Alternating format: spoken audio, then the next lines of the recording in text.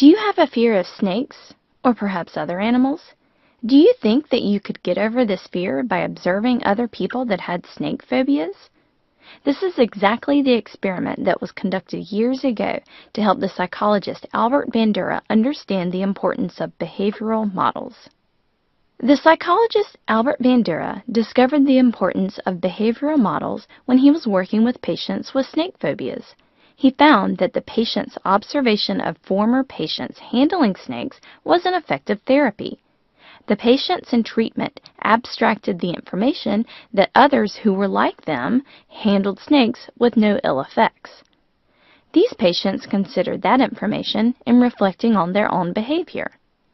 Bandura found that these observations were more effective in treating their phobias than persuasion and observing the psychologist handle the snakes. Bandura's social learning theory stresses the importance of observational learning, imitation, and modeling. His theory integrates a continuous interaction between behaviors, personal factors, including cognition, and the environment, referred to as reciprocal causation model. However, Bandura does not suggest that the three factors in the triadic model make equal contributions to behavior. The influence of behavior, environment, and person depends on which factor is strongest at any particular moment. In the model, B, or behavior, refers to things like complexity, duration, skill, etc. The E stands for environment, and it's comprised of the situation, roles, models, and relationships. P, or person, is comprised mainly of cognition, but also other personal factors such as self-efficacy, motives, and personality. Here's a classroom example to help make this point more clear. In the classroom, as the teacher presents a lesson to the class, students reflect on what the teacher is saying. This is where the environment influences cognition, a personal factor. Students who don't understand raise their hands to ask a question. This is where personal factors influence behavior. So the teacher reviews the point. Behavior influences the environment. Bandura's most famous experiment was the 1961 Bobo doll study. Briefly, he made a video in which an adult woman was shown being aggressive to a Bobo doll, hitting and shouting aggressive words. The film was shown to groups of children. Afterwards, the children were allowed to play in the room with the same doll. The children began imitating the model by beating up the doll and using similar aggressive words. The study was significant because it departed from behaviorism's instances that all behavior is directed by reinforcement or rewards.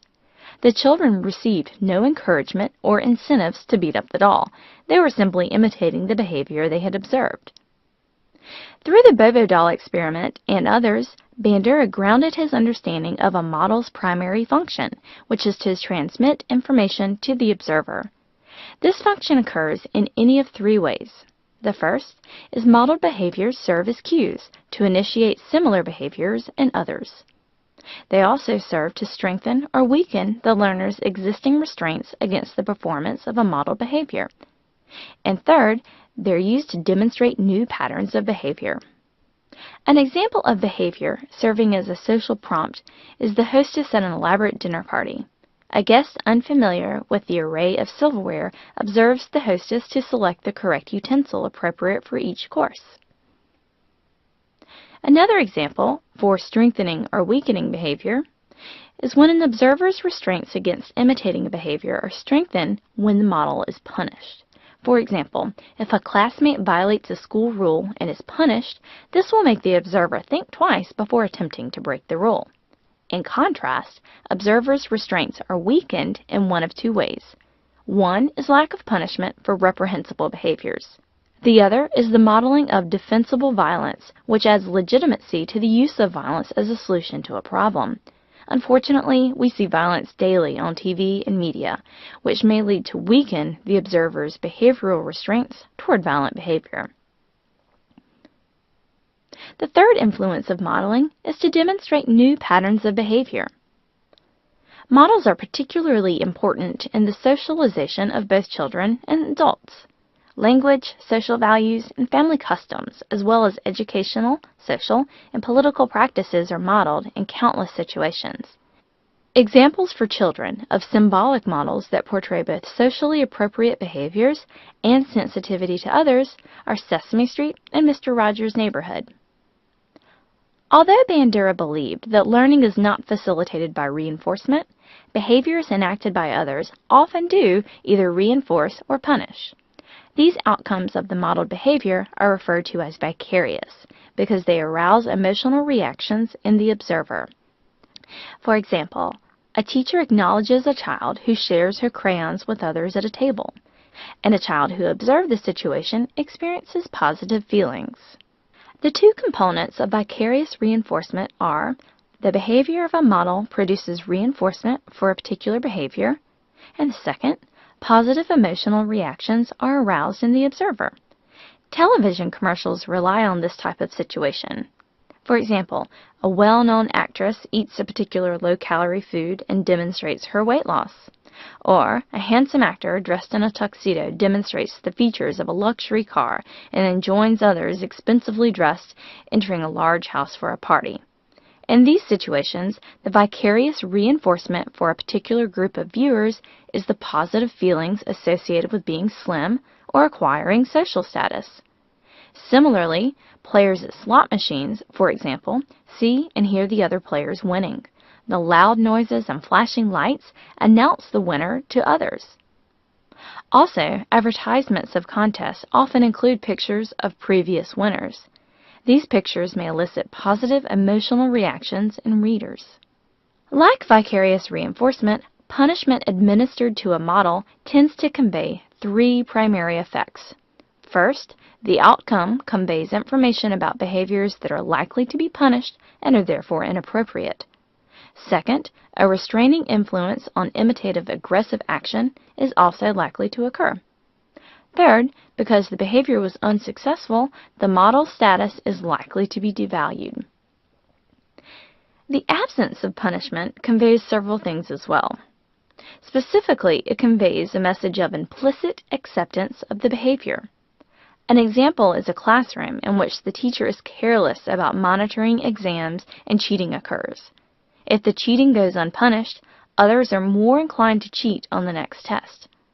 Similarly, when aggressive actions go unpunished, or when people respond approvingly or indifferently to violence, this is viewed as both acceptable and expected in similar circumstances. In learning from models, direct reinforcement is the positive reinforcement by the observer's imitation of the model. Self-reinforcement, in contrast, occurs in situations when individuals have established standards for their own behavior and they evaluate their behavior in relation to those standards. Despite how many times a person observes a behavior, they will only engage in the behavior if they believe they can be successful. This is termed a person's self-efficacy, or their belief in their ability to produce desired results by their own actions. As you recall, self-efficacy was a contributor in the triadic reciprocity model discussed earlier. There are 4 ways of developing a strong sense of efficacy. We have discussed the effects of modeling, and one way to increase self-efficacy is by social modeling. People see others like themselves being successful. Mastery is another example. People achieve goals and overcome failures, and this is an important part of increasing self-efficacy. Social persuasion is our third example. When people are persuaded by others that they can succeed, this positively impacts their self-efficacy. And finally, a person's physical and emotional state can help them accurately read their own abilities to be successful in an activity or assignment. So in summary, Bandura's social cognitive theory is based on the triadic reciprocity model in which behavior, personal traits, and the environment interact. Vicarious reinforcement and punishment also play a role in determining whether an individual will choose to engage in a behavior or not. Let's return to our original example now. After understanding how the social cognitive theory works, do you think you could learn to not fear snakes by simply observing other former snake-phobic people handling snakes?